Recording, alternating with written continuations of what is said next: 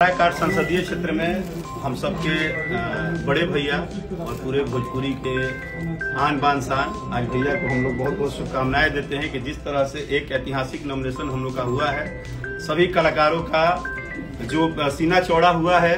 आप सभी काराकाट के जनता तुल्य जितने भी भगवान हैं, आप सब आशीर्वाद दीजिए और भारी मतों से विजयी कीजिए। आपको बहुत बहुत शुभकामनाएं।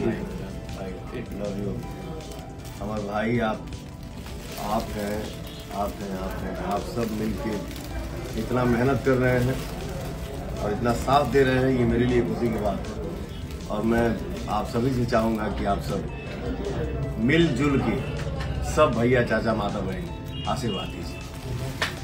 जय हो।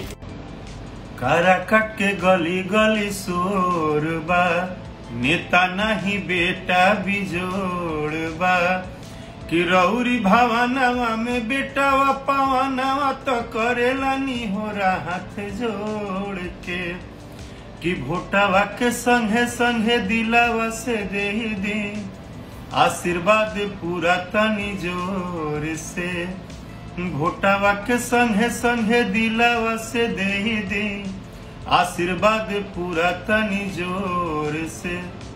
अपना नेता ना अपना बेटा गरुड़ा अपना घर में स्थान दिले बनी, वही तरह से भारी मत से वोट दी और अपना बेटा पवनवा गरुड़ा से आशीर्वाद दी, खूब सारा स्नेह दी। जय हो भोजपुरी, जय हो काराकाट की जनता, जय हो पवन दी।